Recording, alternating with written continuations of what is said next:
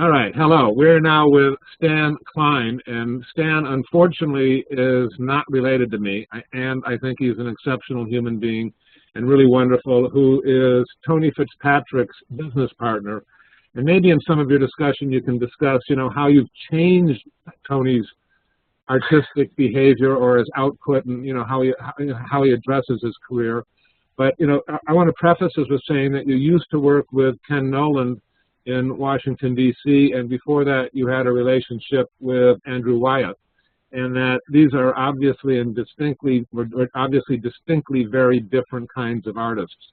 You'll also notice that though Stan came over to my house, and he's in the living room and I'm out of my office, and somehow or another when we logged Stan in on my laptop, it still came up with my name.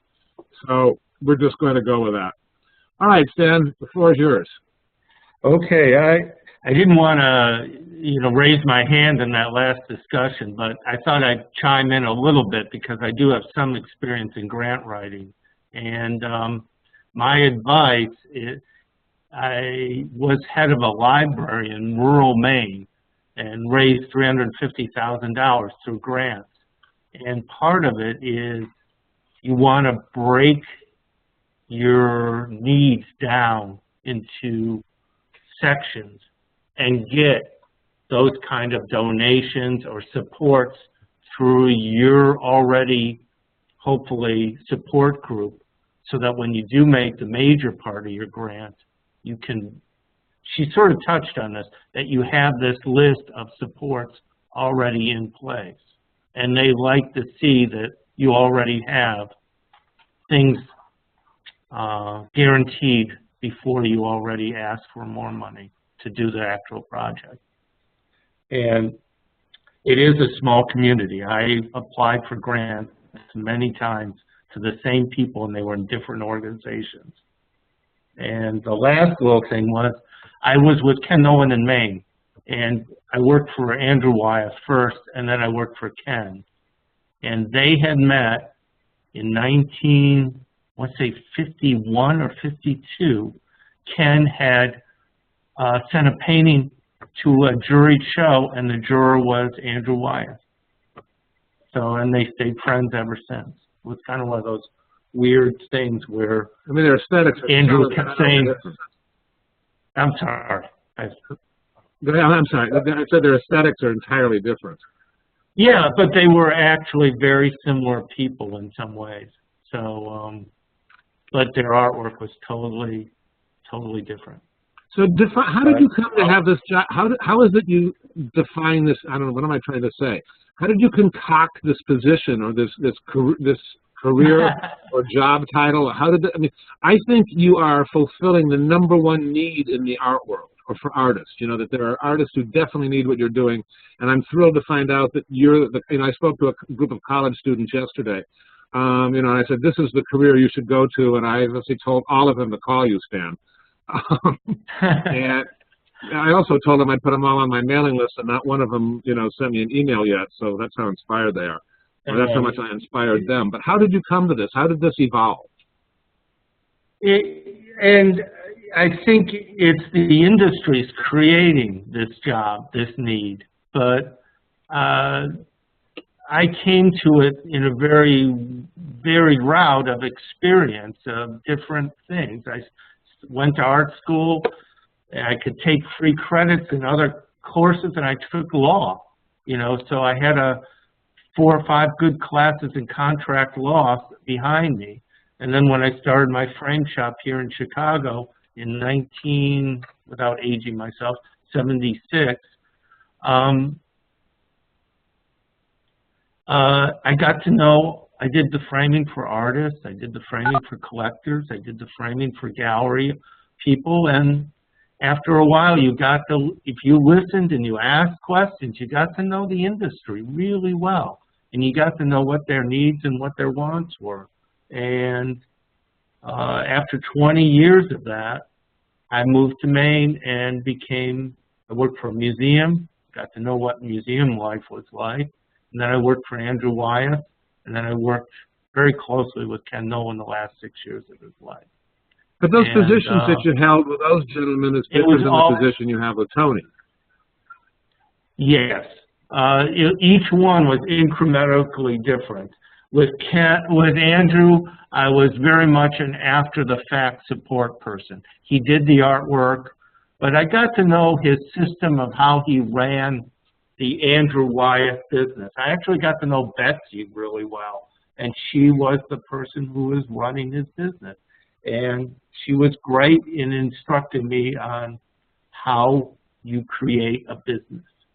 And with Ken, I was a physical hand-on helper in making his paint, making his canvas. But then we had a lot of time where he would sit there and just go, this is where this person went wrong. This is how this person should have changed their career. This person should have reached out in a different direction when the time was right and could have done it. And it's a very, very small community of artists. And used to be smaller, it's getting bigger, but still you come across the same people over and over again. And you always want to be on your best, always. And you always want to answer emails, communicate, be upfront, be honest and straightforward. And so did you and Tony evolve this position you have? Did you evolve it with Tony, or did you just say, hey, how did you guys come to work together? I knew him since '85, and he would come to the shop, I would do his framing, we'd chat about things. We had a very similar view on the industry, on his career, and when I came back, he felt the industry was changing, and he wanted to concentrate more on just doing his work. If you remember back before, not too long ago, he used to be totally hands-on on all parts of his career. And correct. I think that can be a burden to people. It's a lot of work. Oops. You spend more time, how much do I spend putting myself out there, managing my career, and then making my art? And we decided I would free him up to do his work. All right, with that in mind, can you explain what it is you do? I do pretty much a lot.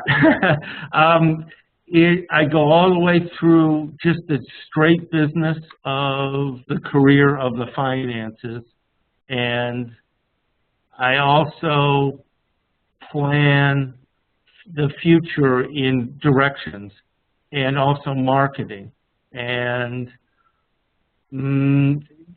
thinking of the wider range of possibilities for Tony and where he can go. And luckily with Tony, and I've used this before, it's a baseball analogy, he's a 5-tool player. He can do everything. He can talk about his work, he can write about his work, he can paint, he can do collage, he can do etchings, and because of that, you have a great deal to work with. And then each product that we put out, whether it's a book, a play, an etching, a collage, they all intertwine with each other and build what he is doing into a bigger force. And then we have more and more possibilities. I feel like Tony's career path has changed. Tony's career path has changed since you came on board, your participation. Have you been there a year now, or is that about, or a little longer, a little shorter? A little longer, about a year and 7-8 months. I came in a year ago, October. And what kind of changes have you applied to his career? I mean, specifically. Well, I opened up the possibility for him to self-publish.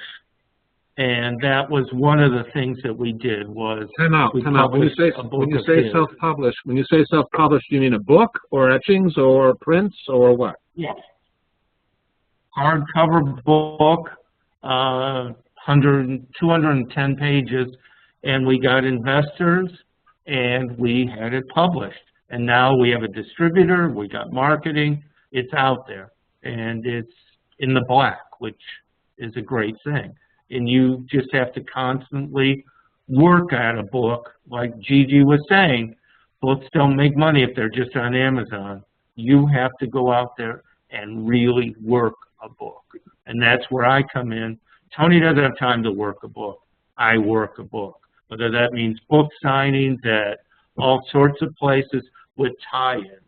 And the tie-in for Tony is he always wanted to write a play. We wrote a play. We got it produced. We started a small theater. Now we're at Steppenwolf. We'll be again at Steppenwolf. But that also helps the name recognition, helps his collage, helps his etchings, and also helps the book. It's all part of the same system, but there are different levels of entree for people. Not everyone can buy a collage, but they need some sort of feeling of how can I tie into Tony because I like his work. And it is about the work. If people didn't like the work, we wouldn't be going anywhere. Do people have a problem? It's all multi-steps.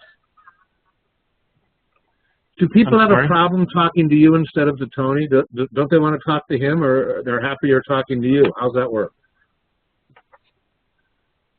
Depends on what they want.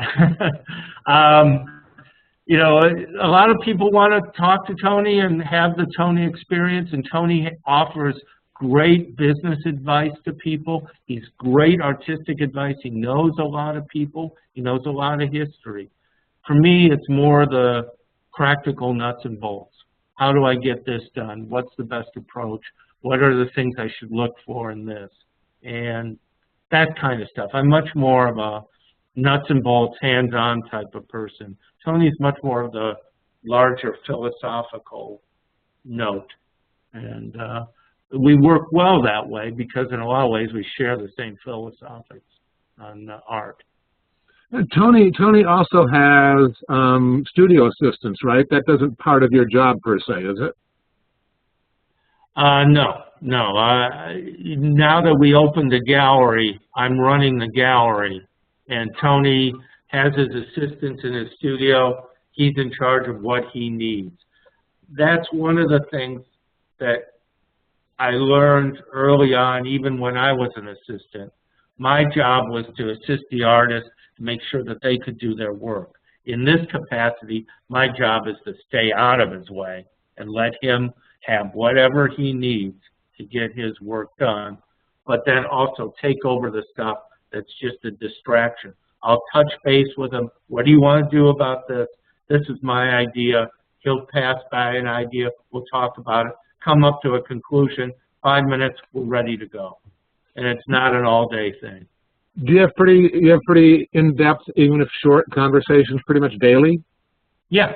Well, it's one of the things that's great about Tony is we're both insomniacs. And when we think of something, we call him.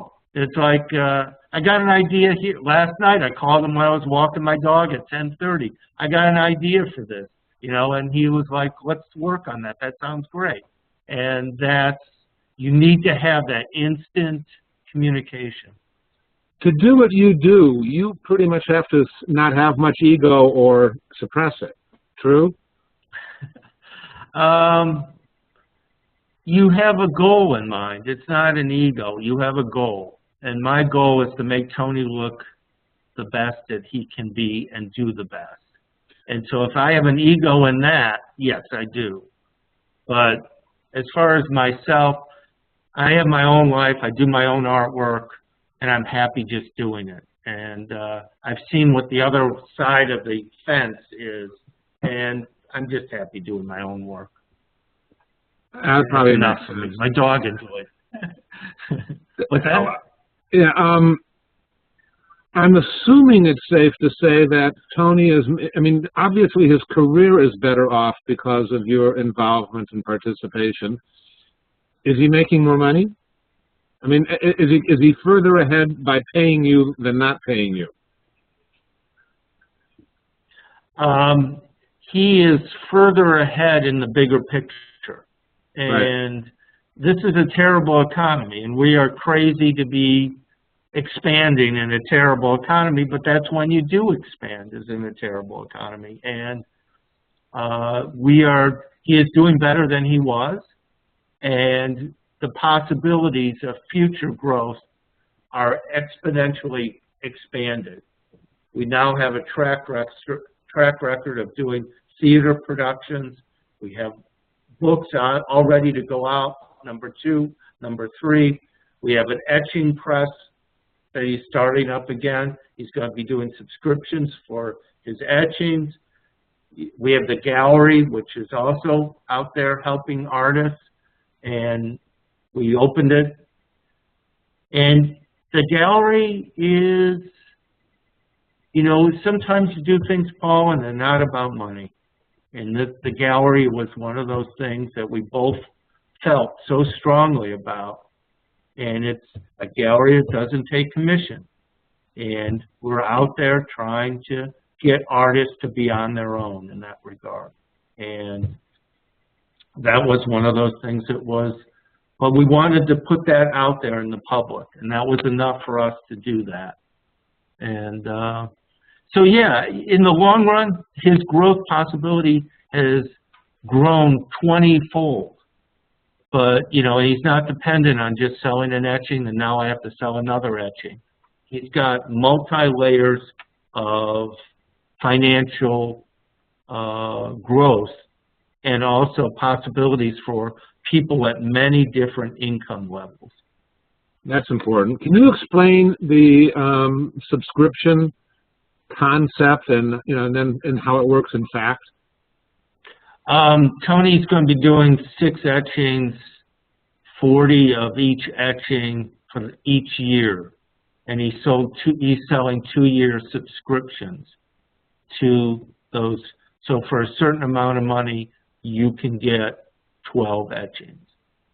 You know, and that's how he's operating it. It's similar to what he did with Big Cat. He's very comfortable with that model. I'd like to know about that one too. So, but now, if you subscribe to 12 etchings, is it equivalent to getting like a big discount if you commit to the whole package up front, right? Correct.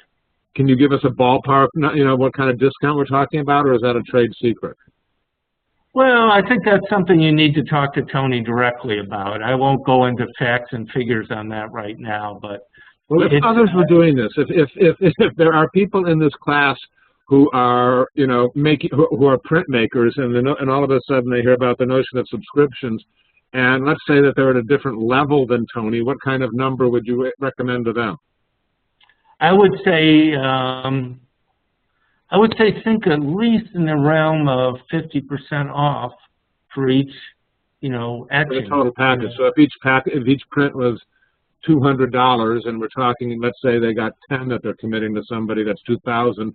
They get $1,000 up front from a number of people, and those right. folks get it. How many subscriptions did you want? How many subscriptions is the right number for you guys to have sold for the prints? Of course, we're doing editions of 40. I'd love to see 40. Would you really? You'd like to see them all gone? That's just a greediness in me. What?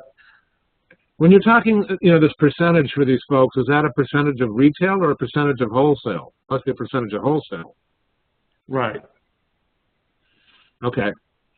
All right. I want to open it. You guys have questions? Connie has her hand up, but I think it's been up for a long time. But Connie almost always has a question. I think this is really interesting. Maybe while you guys are thinking about your questions, you know, I talked to this class yesterday at Columbia College and recommended that they be, you know, artist partners and that they could do this on a piecemeal basis. I mean, I think pretty much Stan is working for Tony more than full-time, yes? Or at least full-time?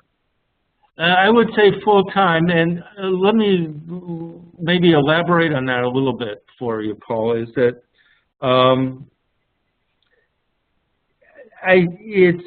there's a niche there. There's an opening, and and even Gigi before said, build your team. Well, that is a person that you need to build your team because the gallery isn't doing it. If you want to do your work, you don't have time for it. There needs to be that person there. And yeah, there are, you know, art advisors and all of that sort of thing out there, but you need to have somebody who's more in touch where you want to go and how you want to make yourself past that plateau. All right, but now your daughter Ivy is a college student, and she likes what Dad does, and you're thinking about her being involved in this or doing it on a piecemeal basis, where perhaps she works for 1 or 2 artists a day, once a week. Is that correct? Yeah, and I'm mentoring another person now also. I just started, and you know, it's one of those things where I think people could do more than one artist and still do a good job for it. It just so happens for me with Tony, and it would be if I had done it with, you know, Ken when he was 50. These are people that they are consuming. But there are people that you could do this work for, do a very good job, get their career going, and plot it out and help them, and still do more than one at a time. And I think it's for an art student coming out of school, it's a great way to learn how to learn the business, but also help another artist, and then eventually you may take over and do it for yourself. You know, but it's one of those things where it's just great to get your hands wet and just get in there and learn the business. And it's worth it. And cool. So I'm trying to mentor other people in it. I think that's really selfless of you and very generous, and I really appreciate that you're doing that for artists. I think that's really cool. Christopher, you are unmuted. You have a question. Yeah. I mean, you talk about people just kind of going into this, and obviously you have a lot of worldly experience in a lot of different directions, and it seems from what I'm hearing you say that it's kind of your strategic vision. I mean, you do a lot of nuts and bolts work, but then you also have a strategic vision. What qualities would someone, if an artist is looking for a business partner, what kind of qualities would you look for in that person, and what kind of experience would you expect them to have? Good question. Yeah, you know, it depends on the level that you want to start in on.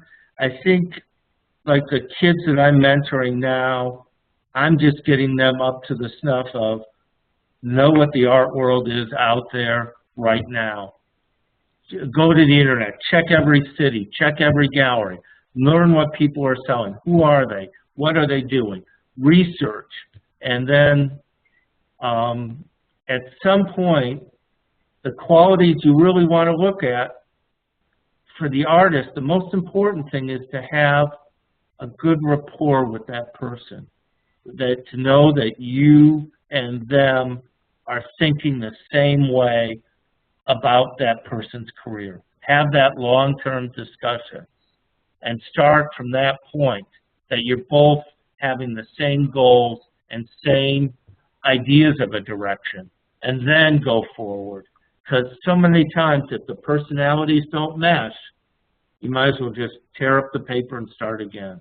You know, and it is personality and getting along with that person, feeling comfortable with that person, because you're turning them over to your ideas and what you want to be doing. And it's good to have that basis start on the same square. Cool. Go ahead, Christopher. It sounds like it might be good to even consider working together for a period of time, you know, before you decide, you know, fully whether or not it's a good fit for you. Right. And what I've told people is when they want to hire somebody or do somebody with this, is give them a task. Tell them, look, I want to know what galleries in this country might be interested in my work. A simple task like that. That's a big task, though. In 2 or 3 weeks, they should be able to come up with 4, 5, 6 galleries with an idea of how to approach those galleries and work with you in how you feel about that. And my whole thing is, Paul, and we've talked about this, is a lot of Chicago artists, they keep banging their heads on the door at Chicago galleries. But for me, it's get out of the city, build your credentials, build your base of clientele across the country, then you have leverage to come back to Chicago galleries and go, look, I've shown in Houston, I've showed in San Francisco, I have X amount of clientele in those cities who like my work. My work does do well outside of Chicago, now bring me in. Cool. Connie, I'm unmuting you. Go ahead, Connie. Well, okay. I don't know how to exactly say this, but I do everything for myself right now, and you know, I thought about getting a student, art student or recent graduate as an assistant, but I don't need help with the art end of it. I really need help with the business end of it. So, like, if an artist wanted to hire somebody like you with business credentials or background in contract law or whatever, like, and you're not readily in contact with these sorts of people, like, where would you go to even find them, or how would you even begin a search like this?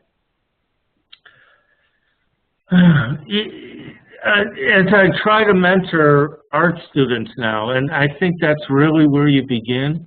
There are a lot of art students that are graduating that really don't know what they want to be doing. And they have the time, they have the energy, they have the computer skills.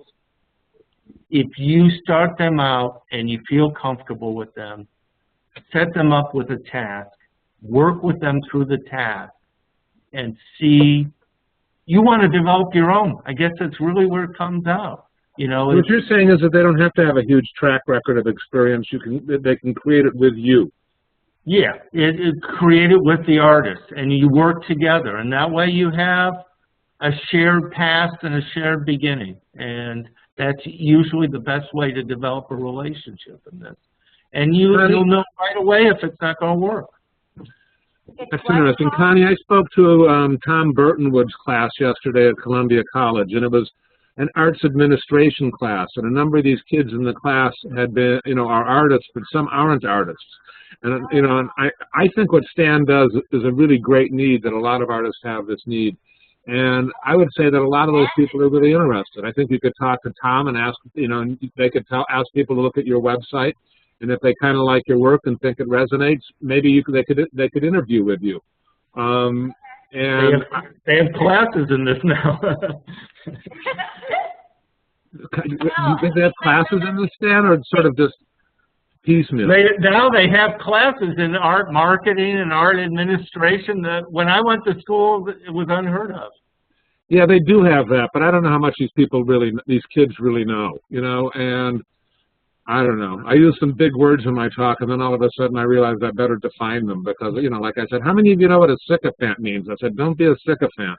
And I had to define that. So, well, you know, and I have to say, you know, when you find kids who have a wealth of just personal doing other jobs and not just being an artist their whole life, that helps a lot. You know, if they can speak and they can talk and they can write, these are important skills that you want to see in that person, and that's because you want them to be your voice eventually.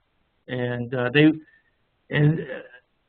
one thing I'll go back to, I hate to go back to something, but the grant writing and Lauren Lovato is when I would write grants, I would write 80% of it and turn the last 20% over to a grant writer, and it would only cost a couple $100 bucks. And that's really the secret, is they know the language of that. And eventually you find people who you can network and do this with. And it just takes time, and you're going to develop somebody from Tom Burtonwood's school or, you know, a class, or, you know, people that I'm mentoring, or whoever you can find that you have a sympathetic relationship with. I think that there were a number of kids in Tom Burtonwood's class that were really capable and personable and had, you know, a nice presence. You know, I mean, I talked to them for an hour and a half. I mean, I don't know that I could get a whole lot more than that, you know, and some of them look like, I don't know, some of them weren't as impressive. And I thought this is really an aside that I think is irrelevant, but I'm going to share it anyway because it surprised me so much. All these kids at Columbia College yesterday are graduate students. Many of them had been out of college for up to 6, 7 years. Wow. But there were like a dozen kids in the class. All of them except one had gone to college elsewhere, not in Illinois. And many of them traveled to Chicago to attend Columbia College, which I always considered a pretty regional school and figured only people, you know, only city kids went there. But I was wrong about that. Okay, other questions? I don't see any other hands. Why don't you guys throw up some hands?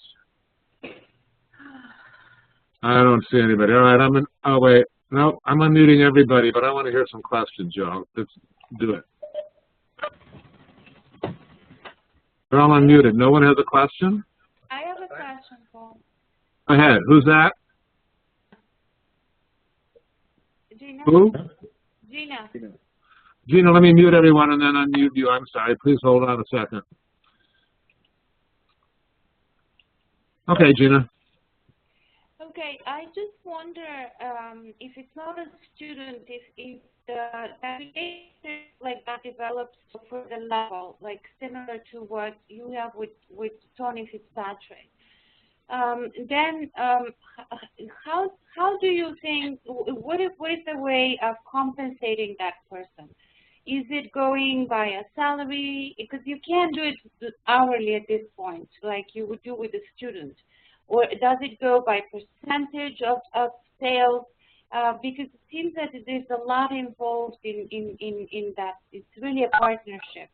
So what is a fair way, in your opinion, to do that? And what's the best way of handling that so both people are happy with the arrangement?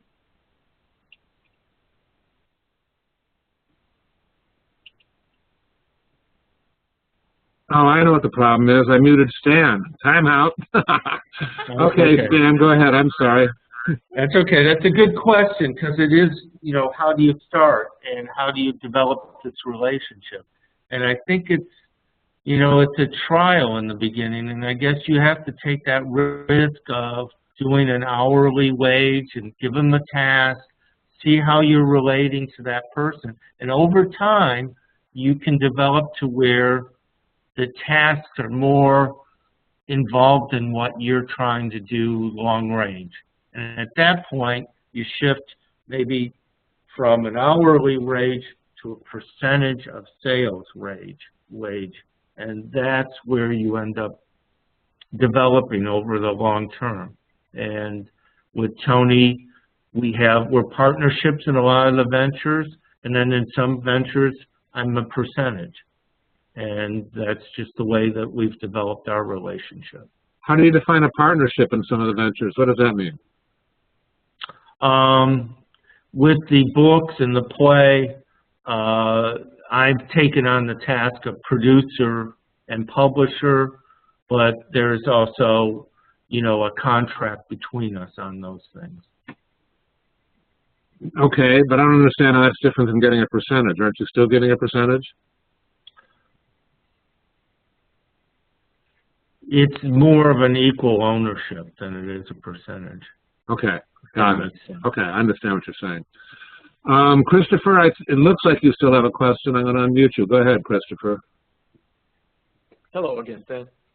Let's say that you have a friend or a spouse or someone that you know is compatible, they've got a really good general skill set, and you'd like to encourage them or tell them how they would go about learning the essence of what is the rest of the role as the business partner for an artist.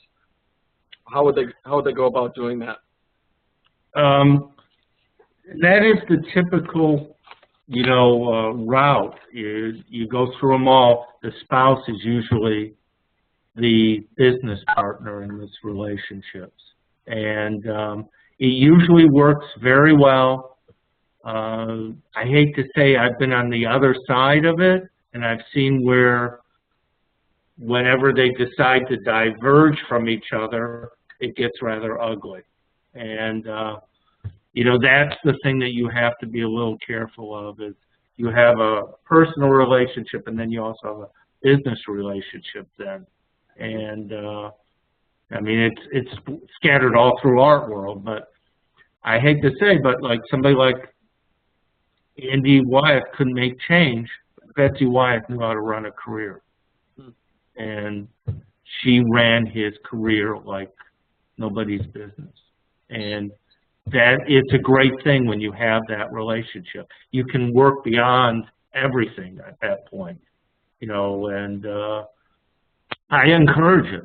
It just makes sure that you have set the bounds and make sure that it's a business relationship aspect to it. Whether you have a contract, something like that, better get something in paper. I hate to say that. But, you know, not every marriage stays together. Right. How would they go about learning about the marketing, the art marketing part of it, art business world part of it? I think, you know, there are classes and, you know, all of that, but I think it's really set that person free to just hit the street and talk to people. And you learn more and more by just interacting with collectors, go to openings, talk to collectors, talk to people interested, talk to dealers, talk to other artists. And you learn more and more about what this business is about and how it's evolved and changed.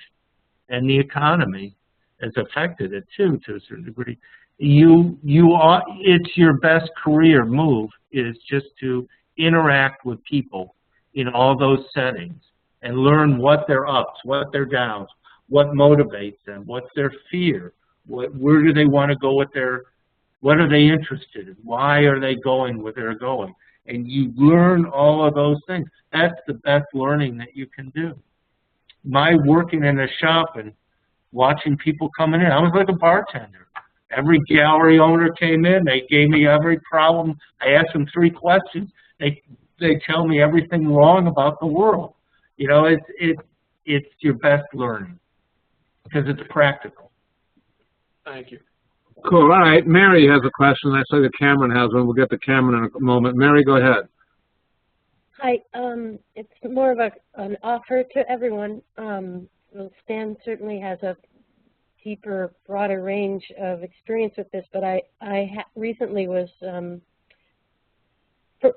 offered to start a business with a woman who has a store here that's been selling my artwork for a number of years, and she wanted to start a business together, and she offered me a contract, and I didn't like the money involved, and so I hired a lawyer to look over the contract and make a counter offer. And I just thought if anyone was interested in seeing those 2 contracts, if it's helpful, I'd redact the names and stuff and make them available. Why don't you have everybody's email address in the group? I personally would like to see that, and I'm going to assume that everybody else does, and if they don't, they can trash it. So if you're willing to share that, and do you know how to make it a PDF if you want? Or is it already a PDF? I think they're PDFs, but I'm pretty sure I know how to do that. Okay, awesome. I think that'd be really cool. Thanks, Mary. No problem. All right, Cameron. Cameron, that's yours. Take it away. Yeah, hi. You've been stressing the kind of co-partnership between you and Tony, and I was wondering if there were things that you think about that he doesn't think about at all. Yes. Like really take the reins. I think I'm still just a little foggy on the roles, maybe. There are things that I suggest that he doesn't think about, and it opens him up to that conversation. And then there are things he thinks about that I have to wheel around to get him to get it out of his head. You know, for whatever reason, I don't see it as a good avenue for him to go down. And so we're checks and balance on each other, but I tend to be more the motivator in thinking beyond the box for him. And he will be working and he'll be thinking, this is what I want to do. No, you know, let's think about something else. I always come up with a creative, positive alternative. I never say no right out. And that's one of the ways that you have to deal with an artist. Because they get creative in their mind and they want to do something and they think this is the next Pepsi Cola.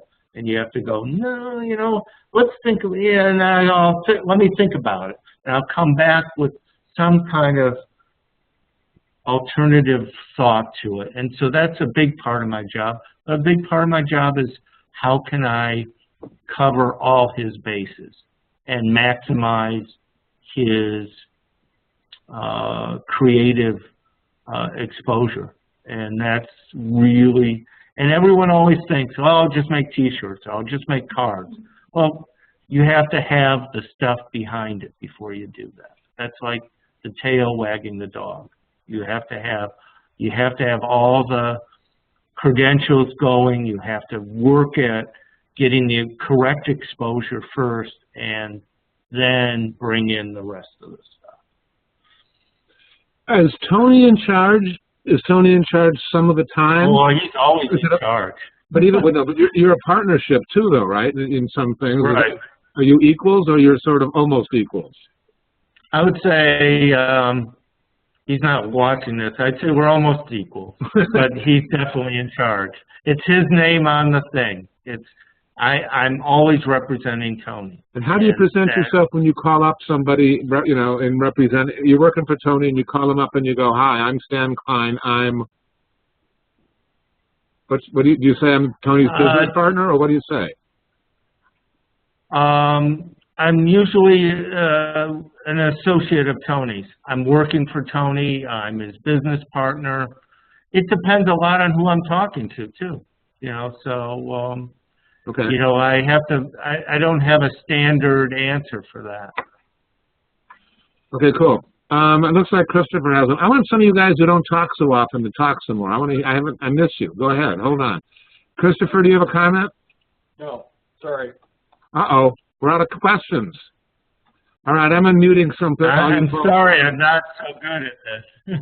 Oh, you're doing fine. I think you're conveying a lot of information. All of you are unmuted. Now it's just cacophony. Somebody talk. I have a question. Good. Who's this? Shelley? Mary Lou. Mary Lou. Fabulous. Yeah. Okay, hold on, Mary Lou. Let me mute the gang. And unmute you. And I'm going to unmute Stan, too. Go ahead, Mary Lou. Well, I was wondering, Stan, if you helped Tony choose the artists who exhibit in the gallery. Good question. Yes, I do. Can we make the answer a little longer?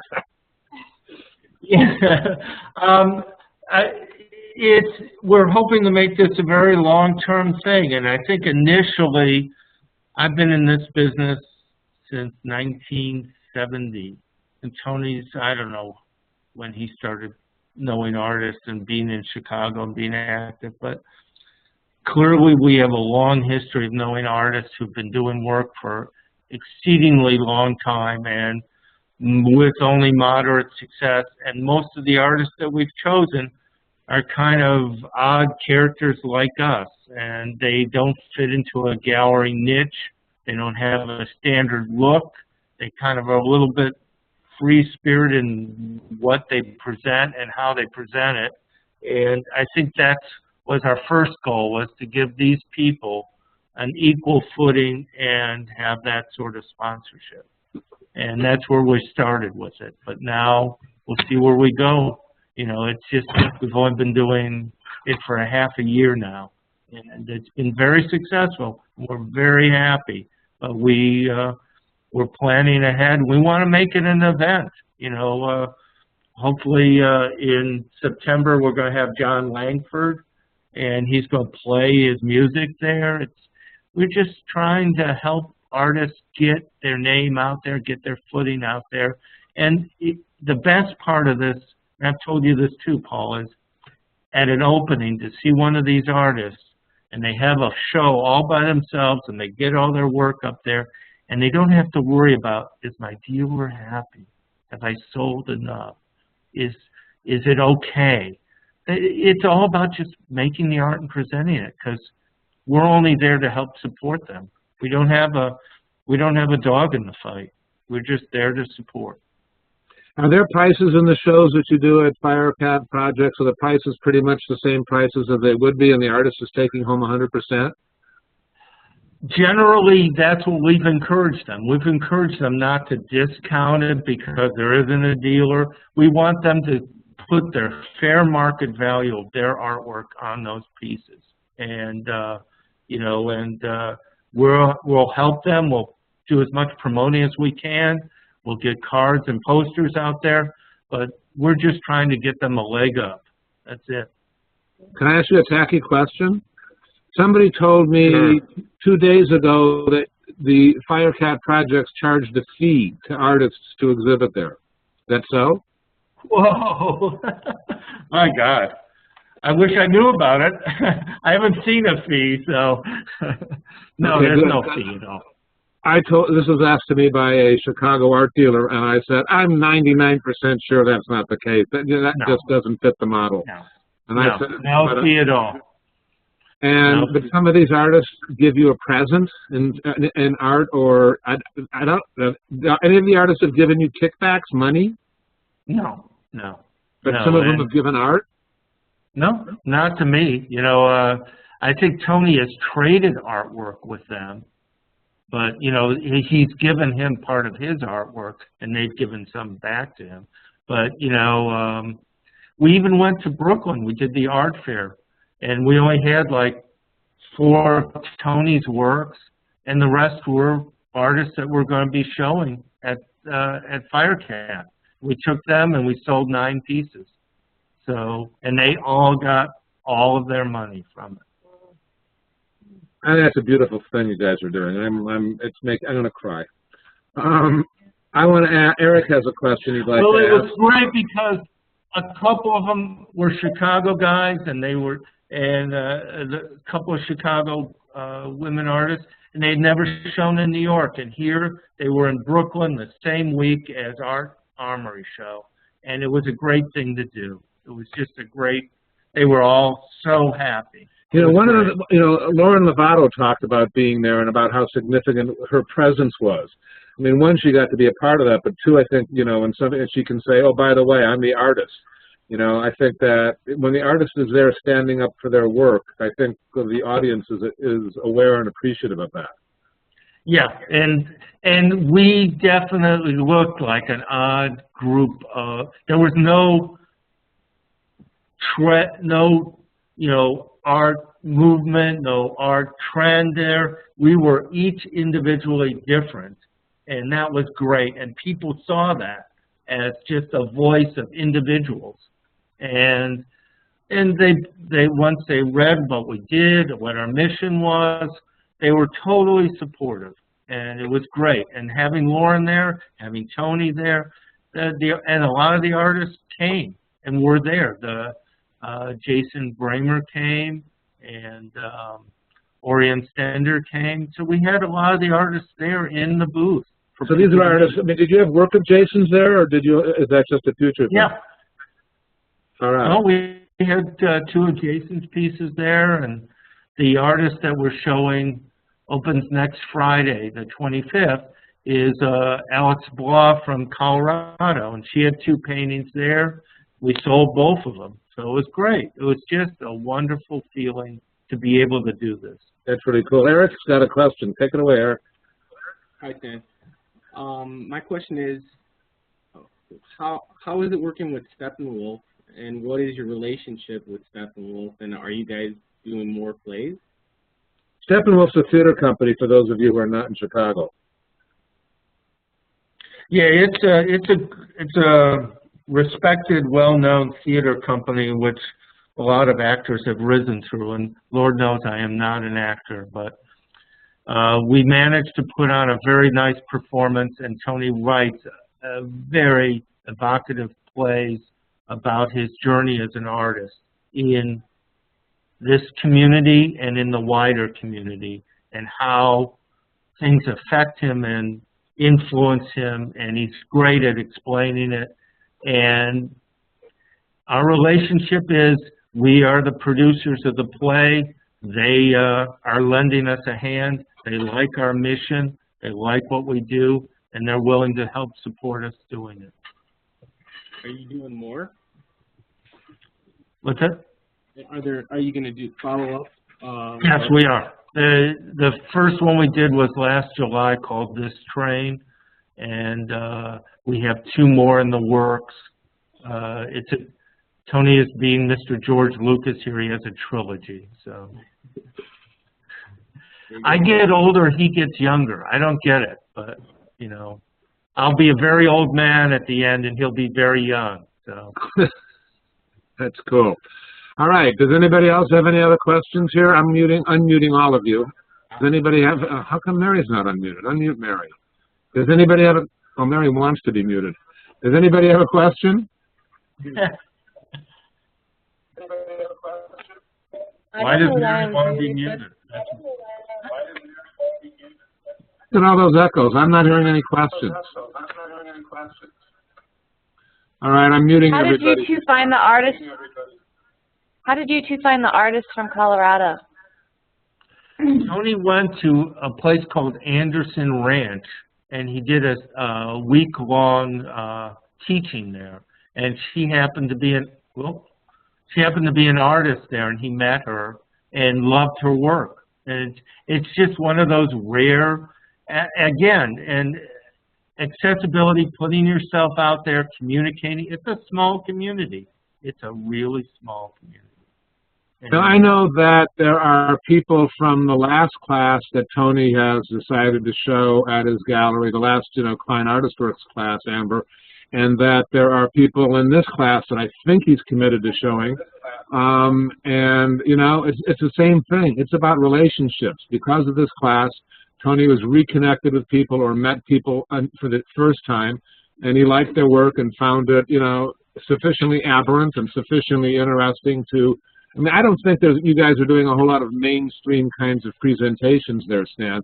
I think most of it's, a little bit out of the norm, and that, there's a bunch of different kinds of things going on. I don't know. I find it all really healthy.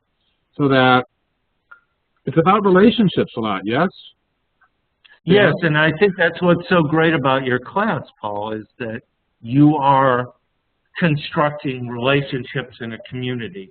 And this is what helps people to learn and grow. And we'll all meet again in another 2 or 3 years in some other setting, and we'll go, oh yeah, you were that guy. And that's where it all ties itself together. And it's really what is needed. And that's what's the great thing about the internet and Facebook. I find this really cutting edge, this kind of class. I really love it. And I really love these people that are in the class. And when, it's really cool doing 2 webinars in a week. That's really joyous. When we do one and there's 6 or 7 days before we get together again, I miss you all. And I think it's a lot of fun. And I think, what I really, see, the non-tangible thing that goes on in this class is the synergy that develops between these artists and how much they all support one another. I guess that raises a question. I was trying to get to the conclusion, but I got a question, Stan. Does it make any sense for 2 artists in the same town who are pretty much peers to dedicate one day each to working for the other artist? So like on Tuesday I work for you, and on Friday you work for me? Wow, that's an odd question. I have to think about that one. Because I think you learn a lot by being with somebody else, and you get to see their strengths and their mistakes. Yeah. And I think you learn something. And then the research that you would do for somebody else, you could simultaneously be thinking about yourself. If you're trying to find the 6 galleries in the United States that are appropriate for Joe's work, but maybe while when I worked at a museum in Maine, there are only 7 museums in Maine, and one of the first things I did was I started a union of art preparators. And it was UBOP, United Brotherhood of Preparators. And we would meet once a month and just talk about what we're doing, what are our solutions, where do we want to go, what's this artist about. And communication is so big in this. It's such a small community. Your resources, you need to help each other. And the more that people communicate, it works out. That's why if anybody got somebody like me and they wanted to chit-chat with me and let's talk about what we can do to help each other, I am right there. Because I want more of people, you know, doing what I do out there, because it's needed. Beautiful. All right, I'm unmuting everybody, and if I don't hear any good questions, I'm going to wrap this mother up. You guys are all unmuted. Anybody? Got really quiet. All right, I'm muting you all. Stan, I appreciate your contribution. I think you're really valuable. I think this idea, you know, before I was aware that you were doing this, it never occurred to me. I think it's a huge need. And I think you're fulfilling something really important and significant. I know that you're making a huge difference to Tony. I know that he appreciates you. I mean, I know when I schedule something with Tony, he says, call Stan. You know, I mean, I know that you take care of all the big picture stuff and you take care of the minutia. And I really appreciate, you know, because there are people, obviously, you know this, that I've run into that I said, oh, you'd be great to do this. Let me find out if Stan's willing to talk to you. You know, you talked about mentoring somebody. I kind of doubt that you're getting a percentage of their action or that you're charging them a fee. You're doing this pretty much for love and because you see a need and because you, Tony, and I know all agree. And, you know, a lot of us have been influenced by Tony because if we raise the level of the pond for everybody, we float to a higher place ourselves. And, you know, that's it. That's it. That's a really powerful thing. That's it, exactly. And, you know, I think your class is helping a lot in that. You know, it's just making people aware. And if they keep coming away from it thinking, how can I help? You know, how can I solve this? If they think of more questions even for themselves, that's helping. And now they have a community in which to have that conversation. And it's a great thing. I want to have more people doing what I do out there because then we'll all have a better network and everyone will have a better dialogue. And that's what we need, is more dialogue about the art and having more exposure. I think this class does do that, you know, to an extent. These people are really supportive of one another. They've met, some of them have met, you know, in my absence. And if you guys wanted to do a webinar just to chew the fat between you, all of you, you know, I'll make the webinar available. There's no extra cost to me or to you to do that if you want to have, you know, some kind of conversation. You know, I guess I need to repeat that all of you in town or out of town are entitled to a studio visit. And, you know, I think most of you think that if you're not in town, a studio visit constitutes a conversation on the phone. But there's no reason you couldn't put images and questions on your computer and we could create a virtual webinar and, or you could show your, you know, your stuff around the studio. But I love the synergy that grows between you, and I see that even with those of you who are not in Chicago and who haven't met physically. And the fact that a number of you who are out of town are thinking to come to the, you know, sort of class-ending brunch, which is like a month after the class ends because then the garden will be nice and the weather will be hopefully reliable. You know, that's all fine and dandy, too, if others of you who are not in town want to think about that. That said, Stan, I think this has been great. I think you contribute to the synergy. I think you're contributing to the well-being of artists and art. I think you're doing a good job of raising the pond, and I appreciate it, and I love you for it. So, Stan, thank you very much, and I'm going to let I'm unmuting everybody so that they can all cheer and say thank you, too. So, Stan, they're all unmuted. Thanks a bunch.